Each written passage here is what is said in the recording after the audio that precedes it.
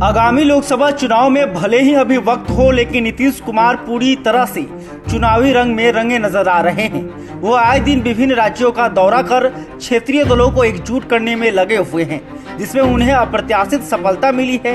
इस बीच अब नीतीश कुमार के महाराष्ट्र दौरे का ऐलान हो गया है।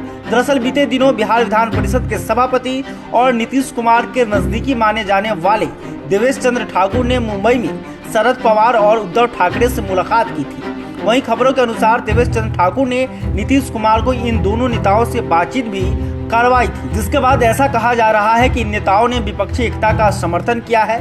वैसे खबरें तो यह भी है कि इन नेताओं ने विपक्षी दलों की बैठक में शामिल होने के लिए बिहार आने पर भी हामी भर दी है। हालांकि इस मुद्दे पर अभी तक शरद पवार और उद्धव ठाकरे का कोई बयान नहीं आया है।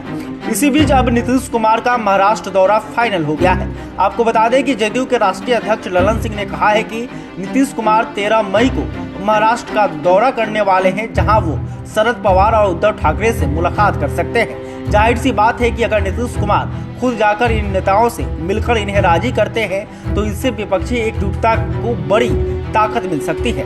दरअसल महाराष्ट्र एक ऐसा राज्य है जहां भाजपा भले ही इस वक्त सत्ता में हो, लेकिन जिस तरह से राज्य में शिवसेना में फूट पड़ी और उद्धव ठाकरे सत्ता से बाहर हुए, उसकी वजह से जनता के अंदर उद्धव ठाकरे के प्रति सहानुभूति देखने को मिल रही है। इसके साथ ही बीते दिनों जिस तरह से एनसीपी में उठापटक हुआ, उसकी वजह से भी भाजपा राज्य की जनता के निशाने पर है।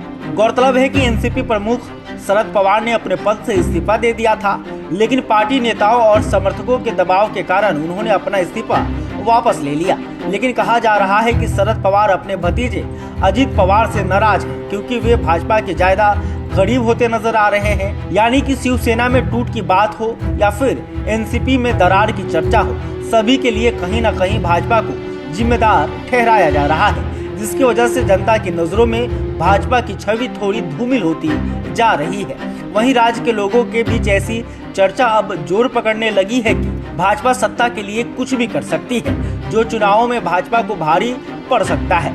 शायद यही वजह है कि नीतीश कुमार अब महाराष्ट्र में भी विपक्षी एकता का पैगाम लेकर जाने की तैयारी में है, क्योंकि यह उन्हें भी एहसास है कि महाराष्ट्र की जनता जो पिछले 2 लोकसभा चुनावों में एनडीए का समर्थन करते नजर आई थी, इस बार कहीं न कहीं मोदी सरकार को सबक सिखाने के लिए तैयार है।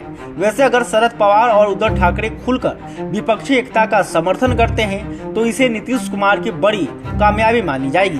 हालांकि बीते दिनों ऐसी चर्चा हो रही थी कि शरद पवार कांग्रेस से नाराज है, क्योंकि उन्हें यह रास नहीं आ रहा था कि पार्टी ने नीतीश कुमार को एक तरह से विपक्षी एकता का संयोजक बना दिया है। लेकिन जब उनसे एनसीपी को ही संभालना मुश्किल हो गया तो उन्होंने इस मुद्दे पर चुप्पी साध ली और अब वे विपक्षी एकता के बुलेट ट्रेन में बैठने के लिए तैयार नजर आ रहे हैं। ऐसे में यह देखना दिलचस्प होगा कि नीतीश कुमार का महाराष्ट्र दौरा क्या गुल खिलाता है। बहरहाल अभी तक आपने हमारे चैनल को सब्सक्राइब नहीं किया, तुरंत कर लें। खबर को लेकर आप क्या सोचते हैं कमेंट करके बताइएगा। वीडियो फेसबुक पर देख रहे हैं तो हमारे पेज को भी लाइक करें। धन्यवाद।